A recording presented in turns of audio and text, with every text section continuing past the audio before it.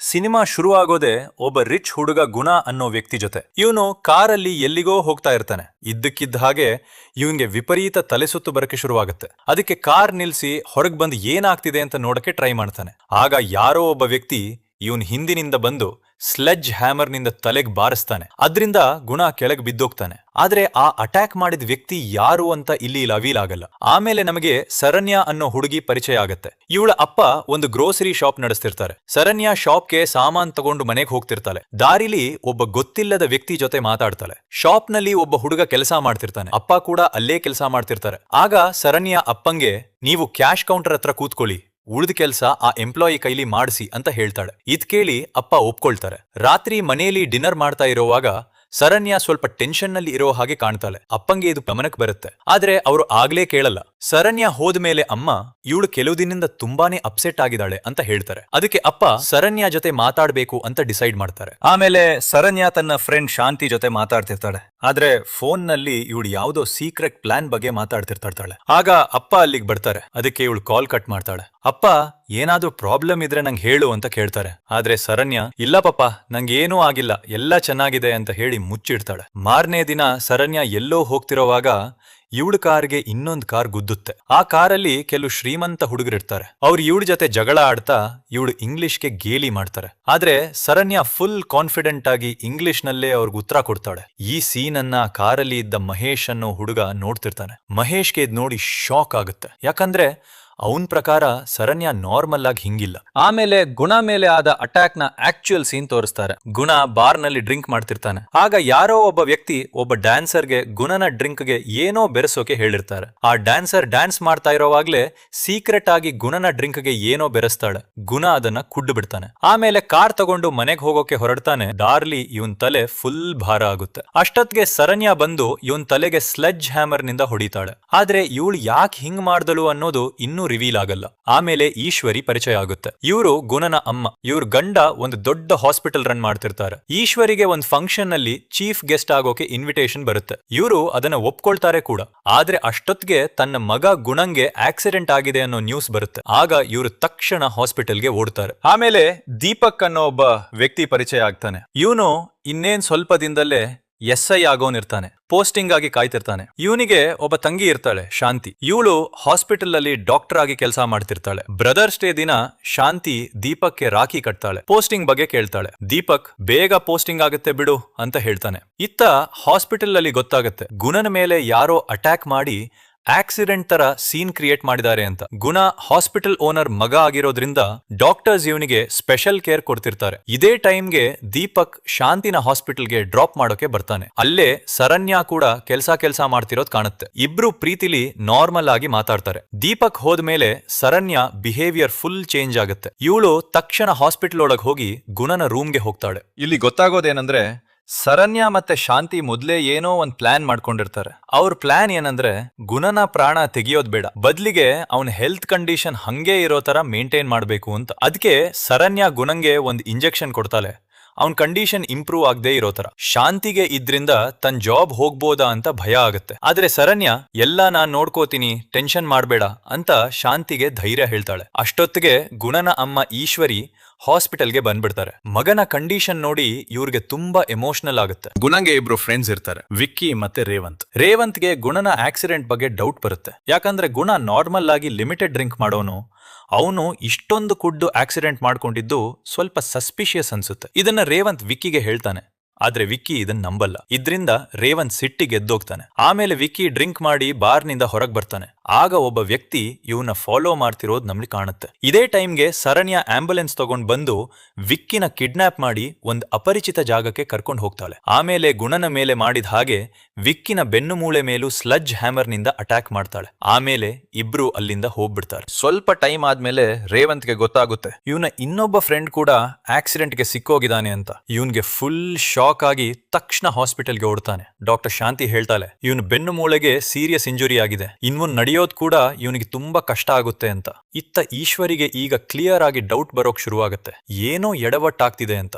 ಮೊದಲ ಸಲ ಗುಣನ ಆಕ್ಸಿಡೆಂಟ್ ಅನ್ನ ನಾರ್ಮಲ್ ಅಂತ ತಗೊಂಡಿದ್ರು. ಆದ್ರೆ ಈಗ ಫ್ರೆಂಡ್ಗೂ ಅದೇ ತರ ಆಗಿರೋದ್ ನೋಡಿ ಯಾರೋ ಬೇಕಂತಲೇ ಇದನ್ ಮಾಡ್ತಿದ್ದಾರೆ ಅಂತ ಇವ್ರಿಗನ್ಸುತ್ತೆ. ಇವ್ರು ರೇವಂತ್ಗೆ ಎಚ್ಚರಿಕೆ ಕೊಡ್ತಾ, ಈ ವಿಷಯ ನಾನ್ ನೋಡ್ಕೋತೀನಿ, ಅಲ್ಲಿ ತನಕ ನೀನ್ ಜಾಗ್ರತೆ ಇರು, ಮುಂದಿನ ಟಾರ್ಗೆಟ್ ನೀನೂ ಆಗ್ಬೋದು ಅಂತ ಹೇಳ್ತಾರೆ. ಆಮೇಲೆ ಈಶ್ವರಿ ಪೊಲೀಸ್ ಕರ್ಸಿ ಇನ್ವೆಸ್ಟಿಗೇಷನ್ ಮಾಡೋಕೆ ಹೇಳ್ತಾರೆ. ಇದೇ ಟೈಮ್ಗೆ ಇವ್ರಿಗೆ ತನ್ ಮಗನ ಹಳೇ ಒಂದ್ ಇನ್ಸಿಡೆಂಟ್ ನೆನಪಾಗುತ್ತೆ. ಆ ಫ್ಲಾಶ್ ಬ್ಯಾಕ್ ನಲ್ಲಿ ಗುಣ ಮತ್ತೆ ಅವನ ಇಬ್ರು ಫ್ರೆಂಡ್ಸ್ ಸೇರ್ಕೊಂಡು ಒಬ್ಬ ಹುಡುಗಿಗೆ ತುಂಬಾ ಕೆಟ್ಟ ರೀತಿಲಿ ಟ್ರೀಟ್ ಮಾಡಿರ್ತಾರೆ. ಇದನ್ ಈಶ್ವರಿ ಸಿಸಿಟಿವಿ ಕ್ಯಾಮ್ರಾದಲ್ಲಿ ನೋಡಿಬಿಟ್ಟಿರ್ತಾರೆ. 3 ಜನಕ್ಕೆ ಇನ್ ಮುಂದೆ ಯಾವ ಹುಡುಗಿ ಜೊತೆನೂ ಜಬರ್ದಸ್ತಿ ಮಾಡಬೇಡಿ ಅಂತ ವಾರ್ನ್ ಮಾಡಿರ್ತಾರೆ. ಈ 3 ಜನ ಇವ್ರತ್ರ ಸುಳ್ಳು ಹೇಳಿ ಹಾಸ್ಪಿಟಲ್ ಅಲ್ಲಿ ಬರೀ ಫೈರ್ ಆಕ್ಸಿಡೆಂಟ್ ಆಗಿತ್ತು ಅಂತ ಸಮಜಾಯಿಷಿ ಕೊಟ್ಟಿದ್ರು. ಈಶ್ವರಿ 3 ಜನಕ್ಕೆ ಇನ್ ಮುಂದ್ ಹಿಂಗ್ ಆಗ್ಬಾರ್ದು ಅಂತ ಸ್ಟ್ರಿಕ್ಟ್ ಆಗಿ ವಾರ್ನ್ ಮಾಡಿಬಿಟ್ಟಿದ್ರು. ಈಗ ಸ್ಟೋರಿ ಪ್ರೆಸೆಂಟ್ ಬರುತ್ತೆ. ಈಶ್ವರಿ ಪೊಲೀಸ್ ಇನ್ಸ್ಪೆಕ್ಟರ್ ಹತ್ರ ಹೇಳ್ತಾರೆ, ನನ್ ಮಗ ಮತ್ತೆ ಅವನ್ ಫ್ರೆಂಡ್ ನ ಆಕ್ಸಿಡೆಂಟ್ ನಂಗೆ ತುಂಬಾ ಸ್ಟ್ರೇಂಜ್ ಅನ್ಸ್ತಿದೆ. ಯಾರೋ ಪ್ಲಾನ್ ಮಾಡಿ ಇದನ್ ಮಾಡಿರೋ ಹಾಗಿದೆ. ಇಬ್ರು ಏನೋ ತಪ್ಪು ಮಾಡಿರ್ಬೇಕು, ಅದಕ್ಕೆ ಯಾರೋ ಇವ್ರನ್ನ ಟಾರ್ಗೆಟ್ ಮಾಡ್ತಿದ್ದಾರೆ ಅಂತ. ಇನ್ಸ್ಪೆಕ್ಟರ್ ಇದು ಕೇಳಿ ಇನ್ವೆಸ್ಟಿಗೇಷನ್ ಶುರು ಮಾಡಕ್ಕೆ ರೆಡಿ ಆಗ್ತಾನೆ. ಇತ್ತ ಸರಣ್ಯ ಅಪ್ಪನ ಶಾಪ್ ನಲ್ಲಿ ಇರೋವಾಗ ಒಬ್ಬ ರೆಗ್ಯುಲರ್ ಕಸ್ಟಮರ್ ಬರೋ ಫಂಕ್ಷನ್ ಬಗ್ಗೆ ನೆನಪು ಮಾಡ್ತಾಳೆ. ಫಂಕ್ಷನ್ ಬರ್ತೀಯಾ ಇಲ್ವಾ ಅಂತ ಕೇಳ್ತಾಳೆ. ಸರಣ್ಯ ಮೊದ್ಲು ತಂಗ್ ನೆನ್ಪೇ ಇಲ್ದೇ ಇರೋ ತರ ಆಡ್ತಾಳೆ. ಆಮೇಲೆ ನಾನ್ ಸುಮ್ನೆ ಟೆಸ್ಟ್ ಮಾಡ್ತಿದ್ದೆ ಅಂತ ಹೇಳ್ತಾಳೆ. ಆ ಕಸ್ಟಮರ್ ಈ ಸ್ಟ್ರೇಂಜ್ ಬಿಹೇವಿಯರ್ ಅನ್ನ ಸರಿಯಾಗಿ ಗಮನಿಸ್ಕೊಂಡ್ ಅಲ್ಲಿಂದ ಹೋಗ್ತಾಳೆ. ಸರಣ್ಯ ಹೊರಗಿನಿಂದ ನಾರ್ಮಲ್ ಆಗಿ ನಗ್ತಿರೋ ಹಾಗೆ ಕಂಡ್ರು ಒಳಗೊಳಗೆ ಹೆವಿ ಟೆನ್ಷನ್ ಕ್ಯಾರಿ ಮಾಡ್ತಾ ಇರ್ತಾಳೆ. ಇದೇ ಟೈಮ್ಗೆ ಸರಣ್ಯ ಅಪ್ಪನ ಫ್ರೆಂಡ್ ಒಬ್ಬ ಇವಳ ಜೊತೆ ಪ್ರೈವೇಟ್ ಆಗಿ ಮಾತಾಡ್ತಾ ಮಾತು ಸರಣ್ಯ ಮದ್ವೆ ವಿಷಯಕ್ಕೆ ಬರುತ್ತೆ. ಚಿಕ್ಕ ವಯಸ್ಸಿಂದಲೇ ಸರಣ್ಯ ಮದ್ವೆ ಮಹೇಶ್ ಅನ್ನೋ ಹುಡುಗನ ಜೊತೆ ಫಿಕ್ಸ್ ಆಗಿರುತ್ತೆ. 2 ಫ್ಯಾಮಿಲೀಸ್ ಆಗ್ಲೇ ಈ ರಿಲೇಷನ್ಗೂ ಒಪ್ಪಿಗೆ ಕೊಟ್ಟಿರ್ತಾರೆ. ಸರಣ್ಯ ಅಪ್ಪ ಮಹೇಶ್ ಮತ್ತೆ ಸರಣ್ಯ ಮದ್ವೆ ಬಗ್ಗೆ ಮಾತಾಡ್ತಿರ್ತಾರೆ. ಇನ್ನೊಂದ್ ಕಡೆ ಇನ್ಸ್ಪೆಕ್ಟರ್ಗೆ ಆ ಹಳೆ ಇನ್ಸಿಡೆಂಟ್ ಬಗ್ಗೆ ಡೌಟ್ ಬರೋಕ್ ಶುರುವಾಗುತ್ತೆ. 3 ಹುಡುಗರು ಸೇರ್ಕೊಂಡು ಒಬ್ಬ ಹುಡುಗಿ ಜೊತೆ ಸೀರಿಯಸ್ ಕ್ರೈಮ್ ಮಾಡಿ ಈಶ್ವರಿ ಇವ್ರನ್ನ ಕಾಪಾಡೋಕೆ ಎವಿಡೆನ್ಸ್ ಮುಚ್ಚಿಟ್ಟು ಆ ಹುಡುಗಿ ಬಾಡಿನ ಸುಟ್ಟು ಆಕ್ಸಿಡೆಂಟ್ ತರ ತೋರಿಸಿದ್ದಾರೆ ಅಂತ ಅನ್ಸುತ್ತೆ. ಇನ್ವೆಸ್ಟಿಗೇಷನ್ ಮಾಡ್ತಿರೋ ಒಬ್ಬ ಫಿಮೇಲ್ ಆಫೀಸರ್ಗೆ ಗೊತ್ತಾಗುತ್ತೆ, ಆ ಹುಡುಗಿ ಜೊತೆ ಒಬ್ನಲ್ಲ 3 ಜನ ತಪ್ಪು ಮಾಡಿದ್ದಾರೆ, ಆಮೇಲೆ ಬಾಡಿ ಸುಟ್ಟಿದ್ದಾರೆ ಅಂತ. ಇನ್ಸ್ಪೆಕ್ಟರ್ ಈ ವಿಷಯದ ಮೇಲೆ ಇನ್ವೆಸ್ಟಿಗೇಟ್ ಮಾಡೋಕ್ ಶುರು ಮಾಡ್ತಾನೆ.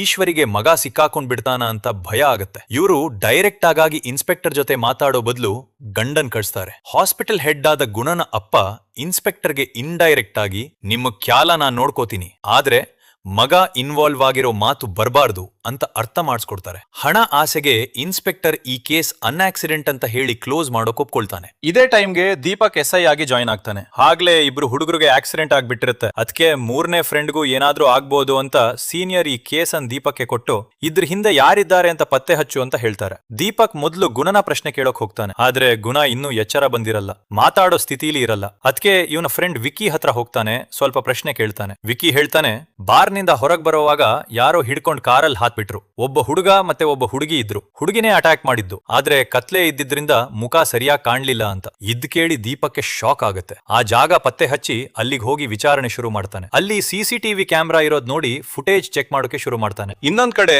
ಸರಣ್ಯ ಆ ರಿಚ್ ಹುಡುಗರ ಜೊತೆ ಜಗಳ ಆಡ್ಕಿರೋದ್ ನೋಡಿದ್ದ ಮಹೇಶ್ ಇವನ್ ಜೊತೆನೆ ಸರಣ್ಯ ಮದ್ವೆ ಫಿಕ್ಸ್ ಆಗಿರೋದು. ಇವಳು ಮನೆಗ್ ಬರ್ತಾನೆ, ಸರಣ್ಯನ ನೋಡೋಕೆ ಬಂದಿರ್ತಾನೆ. ಆದ್ರೆ ಸರಣ್ಯ ಕೆಲವು ದಿನದಿಂದ ಅಪ್ಸೆಟ್ ಆಗಿರೋದ್ರಿಂದ ಪೇರೆಂಟ್ಸ್ಗೆ ಮಹೇಶ್ ವಿಷಯ ಹೆಂಗೆತ್ತೋದು ಅಂತ ಕನ್ಫ್ಯೂಷನ್ ಆಗುತ್ತೆ. ಪೇರೆಂಟ್ಸ್ ಸರಣ್ಯನ ಹೊರಗ್ ಕರೀತಾರೆ. ಸರಣ್ಯ ಅಳ್ತಾ ಹೊರಗ್ ಬಂದು ಒಂದ್ ಸತ್ಯ ಹೇಳ್ತಾಳೆ, ನಾನ್ ಸರಣ್ಯ ಅಲ್ಲ, ನಾನ್ ಇವಳ ಟ್ವಿನ್ ಸಿಸ್ಟರ್ ರಮ್ಯಾ ಅಂತ.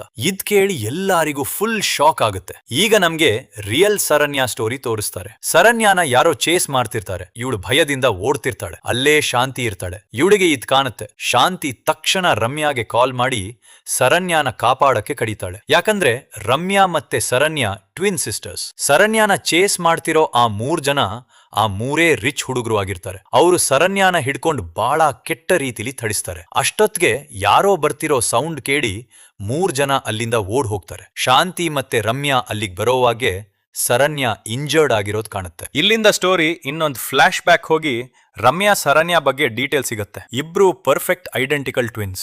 ರಮ್ಯಾ ಹಾಸ್ಪಿಟಲ್ ಅಲ್ಲಿ ಕೆಲಸ ಮಾಡ್ತಾಳೆ. ಸರಣ್ಯ ಅಪ್ಪನ ಶಾಪ್ ನಲ್ಲಿ ಹೆಲ್ಪ್ ಮಾಡ್ತಾಳೆ. ರಮ್ಯಾ ಬೋಲ್ಡ್ ಮತ್ತೆ ಕಾನ್ಫಿಡೆಂಟ್ ಹುಡುಗಿ. ಸರಣ್ಯ ಸಾಫ್ಟ್ ಮತ್ತೆ ಸ್ವಲ್ಪ ಹೆದ್ರೋ ಸ್ವಭಾವದವಳು. ಪೇರೆಂಟ್ಸ್ ಕೂಡ ಇಬ್ರನ್ ಹಿಂಗೇ ನೋಡ್ತಾರೆ. ಸರಣ್ಯ ಸ್ಟಡೀಸ್ ನಲ್ಲಿ ಅಷ್ಟು ಸ್ಟ್ರಾಂಗ್ ಇಲ್ಲ, ಅದಕ್ಕೆ ಅಪ್ಪನ್ ಜೊತೆ ಶಾಪ್ ನೋಡ್ಕೊಳ್ತಾಳೆ. ರಮ್ಯಾ ಆಗ್ಲೇ ಡಾಕ್ಟರ್ ಆಗ್ಬಿಟ್ಟಿರ್ತಾಳೆ. ಒಂದಿನ ಹಾಸ್ಪಿಟಲ್ ಅಲ್ಲಿ ಫಂಕ್ಷನ್ ಇರುತ್ತೆ. ಆ ದಿನ ರಮ್ಯಾಗೆ ಬಾಯ್ ಫ್ರೆಂಡ್ ದೀಪಕ್ ಜೊತೆ ಹೊರಗ್ ಟೈಮ್ ಸ್ಪೆಂಡ್ ಮಾಡ್ಬೇಕು ಅನ್ಸುತ್ತೆ. ಅದಕ್ಕೆ ಸರಣ್ಯ ಹತ್ರ ಒಂದ್ ಫೇವರ್ ಕೇಳ್ತಾಳೆ. ನಂಗಿವತ್ ಎಕ್ಸಾಮ್ ಇದೆ ಅಂತ ಹೇಳ್ಬಿಡ್ತೀನಿ, ನೀನ್ ನನ್ ಬದ್ಲಿಗೆ ಒಂದಿನ ಹಾಸ್ಪಿಟಲ್ ಹೋಗ್ಬಿಡು, ನಾನ್ ದೀಪಕ್ ಜೊತೆ ಎಂಜಾಯ್ ಮಾಡ್ಬೇಕು ಅಂತ. ಸರಣ್ಯ ಮೊದ್ಲು ಬೇಡ ಅಂತಾಳೆ. ಆದ್ರೆ ರಮ್ಯಾ ಮತ್ತೆ ಮತ್ತೆ ರಿಕ್ವೆಸ್ಟ್ ಮಾಡಿದ್ಮೇಲೆ ಒಪ್ಕೊಳ್ತಾಳೆ. ಸರಣ್ಯ ರಮ್ಯಾ ತರ ಡಿಸ್ಗೈಸ್ ಆಗಿ ಹಾಸ್ಪಿಟಲ್ಗೆ ಹೋಗ್ತಾಳೆ. ರಮ್ಯಾ ದೀಪಕ್ ಜೊತೆ ಹೊರಗ್ ಹೋಗ್ತಾಳೆ. ಲಕ್ಷ್ಮಿಗೆ ಈ ವಿಷಯ ವಿಷಯ ಗೊತ್ತಿರುತ್ತೆ. ಈಕೆ ರಮ್ಯಾನ ಬೆಸ್ಟ್ ಫ್ರೆಂಡ್. ಇವಳು ಶರಣ್ಯಾಗೆ ಇವತ್ ಫಂಕ್ಷನ್ ಇರೋದ್ರಿಂದ ಜಾಸ್ತಿ ಕೆಲ್ಸ ಇರಲ್ಲ, ಟೆನ್ಷನ್ ಮಾಡ್ಬೇಡ ಅಂತ ಧೈರ್ಯ ಹೇಳ್ತಾಳೆ. ಶಾಂತಿ ಕೂಡ ಬಂದು ಎಲ್ಲಾ ಮ್ಯಾನೇಜ್ ಆಗತ್ತೆ, ಟೆನ್ಷನ್ ಬೇಡ ಅಂತ ಹೇಳ್ತಾಳೆ. ಇತ್ತ ರಮ್ಯಾ ಮತ್ತೆ ದೀಪಕ್ ಹೊರಗ್ ಚೆನ್ನಾಗಿ ಎಂಜಾಯ್ ಮಾಡ್ತಾರೆ. ಆಮೇಲೆ ದೀಪಕ್ ಇವಳನ್ನ ಮನೆಗ್ ಡ್ರಾಪ್ ಮಾಡಿ ಹೋಗ್ತಾನೆ. ಆಮೇಲೆ ರಮ್ಯಾ ಶಾಂತಿಗೆ ಕಾಲ್ ಮಾಡಿ ಶರಣ್ಯ ಹಾಸ್ಪಿಟಲ್ ಅಲ್ಲಿ ಎಲ್ಲ ಮ್ಯಾನೇಜ್ ಮಾಡ್ಲಾ ಅಂತ ಕೇಳ್ತಾರೆ. ಶಾಂತಿ ಎಲ್ಲ ಸರಿನೇ ಇದೆ, ಆದ್ರೆ ಶರಣ್ಯ ಲಕ್ಷ್ಮಿ ಹತ್ರ ಒಂದು ರಿಪೋರ್ಟ್ ತಗೊಳ್ಳಕ್ಕೆ ಹೋಗಿದ್ದಾಳೆ ಅಂತ ಹೇಳ್ತಾಳೆ. ಶರಣ್ಯ ಆ ರಿಪೋರ್ಟ್ ತಗೊಳ್ಳಕ್ಕೆ ಹೋಗ್ತಾ ಇರೋವಾಗ ಆ 3 ಹುಡುಗರು ಇವಳನ್ನ ಚೇಸ್ ಮಾಡಕ್ಕೆ ಶುರು ಮಾಡ್ತಾರೆ. ಶಾಂತಿಗೆ ಇದು ಕಾಣಿಸಿದ ತಕ್ಷಣ ರಮ್ಯಾಗೆ ಫೋನ್ ಮಾಡಿ ಕರೀತಾಳೆ. ಆದ್ರೆ ಶಾಂತಿ ಮತ್ತೆ ರಮ್ಯಾ ಅಲ್ಲಿಗೆ ಬರೋವಾಗೆ 3 ಹುಡುಗರು ಓಡ್ ಹೋಗ್ಬಿಟ್ಟಿರ್ತಾರೆ. ಶರಣ್ಯ ಕಂಡೀಷನ್ ನೋಡಿ ಇಬ್ರಿಗೂ ಶಾಕ್ ಆಗತ್ತೆ, ಯಾಕಂದ್ರೆ ಕಂಡೀಷನ್ ಫುಲ್ ಸೀರಿಯಸ್ ಆಗಿರುತ್ತೆ. ರಮ್ಯಾಗೆ ಪೇರೆಂಟ್ಸ್ಗೆ ನಿಜ ಹೇಳ್ಬೇಕು ಅಂತ ಅನ್ಸುತ್ತೆ, ಆದ್ರೆ ಹಂಗ್ ಹೇಳಿದ್ರೆ ಪೇರೆಂಟ್ಸ್ಗೆ ಬಹಳ ಬೇಜಾರಾಗತ್ತೆ, ಮರ್ಯಾದೆ ಕೂಡ ಹೋಗುತ್ತೆ ಅಂತ ಇವಳು ಈ ವಿಷಯ ಪೇರೆಂಟ್ಸ್ಗೆ ಮುಚ್ಚಿರ್ತಾಳೆ. ಪೇರೆಂಟ್ಸ್ ಹತ್ರ ಶರಣ್ಯನ ನನ್ ಬದ್ಲಿಗೆ ಹಾಸ್ಪಿಟಲ್ಗೆ ಕಳಿಸಿದ್ದೆ, ಇನ್ನೇನ್ ಸ್ವಲ್ಪ ಹೊತ್ತಿಗೆ ಬಂದ್ಬಿಡ್ತಾಳೆ, ಆದ್ರೆ ನಂಗೆ ಒಂದ್ ವಾರ ಕೆಲ್ಸ ಮೇಲೆ ಹೊರಗ್ ಹೋಗ್ಬೇಕು ಅಂತ ಹೇಳ್ತಾಳೆ. ಅಮ್ಮಂಗೆ ಇಬ್ರು ಹೆಣ್ಣು ಮಕ್ಕಳ ಚೆನ್ನಾಗ್ ಗೊತ್ತಿರೋದ್ರಿಂದ ಸ್ಟಡೀಸ್ ಟೈಮ್ಲು ಇಬ್ರು ಆಗಾಗ ಐಡೆಂಟಿಟಿ ಎಕ್ಸ್ಚೇಂಜ್ ಮಾಡ್ಕೊಂಡಿದ್ದದ್ ಗೊತ್ತಿರೋದ್ರಿಂದ ಈಗ್ಲೂ ಅದೇ ಆಗಿರ್ಬೇಕು ಅಂತ ಗೊತ್ತಾಗತ್ತೆ. ಅಪ್ಪ ರಮ್ಯಾನ ಸಪೋರ್ಟ್ ಮಾಡಿ ಇವನ್ನ ಕಳಿಸ್ಕೊಡ್ತಾರೆ. ಅಂದ್ರೆ ಇಷ್ಟು ದಿನ ಪೇರೆಂಟ್ಸ್ ಮುಂದೆ ಶರಣ್ಯ ಆಗಿ ಇದ್ದಿದ್ದೇ ರಮ್ಯಾ, ಶರಣ್ಯಾಗಾಗಿದ್ದ ಇನ್ಸಿಡೆಂಟ್ ಪೇರೆಂಟ್ಸ್ಗೆ ಗೊತ್ತಾಗ್ಬಾರ್ದು ಅಂತ.